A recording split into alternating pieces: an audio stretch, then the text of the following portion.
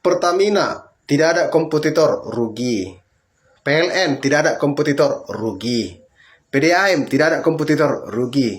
Ya, banyak perusahaan-perusahaan negara tidak ada kompetitornya tapi rugi. Karena apa? Semua di dalamnya biawak, penjahat semua di dalamnya. Kenapa mereka bisa korupsi sebesar ini? Ya karena mereka tahu penegak hukum bisa dibayar. Mulut penegak hukum bisa disumpal.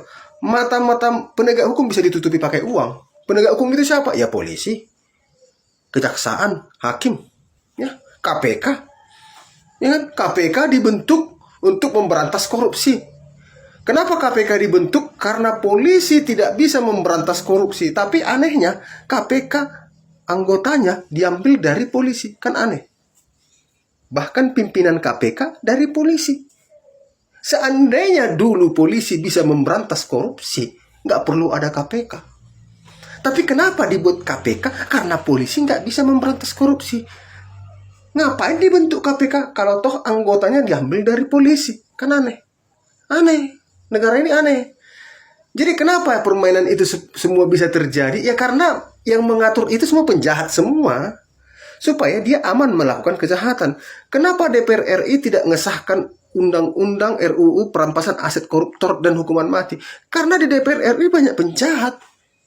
Banyak pencuri. Banyak bermain dengan mafia. Kenapa pasal-pasal yang dituntut kepada koruptor ringan-ringan? Iya karena polisi, jaksa, hakim sudah sepakat untuk menyelamatkan koruptor ini. Itu aja. Jadi kalau contohnya orang berani korupsi 20 triliun, 100 triliun, dia bagikan aja 2 triliun untuk penegak hukum. Udah diam penegak hukum. Selamat.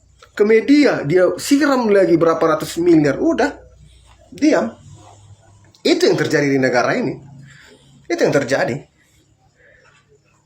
Jadi sangat mustahil penegak hukum bisa memponis ringan penjahat kalau tidak ada apa-apa dengan dia.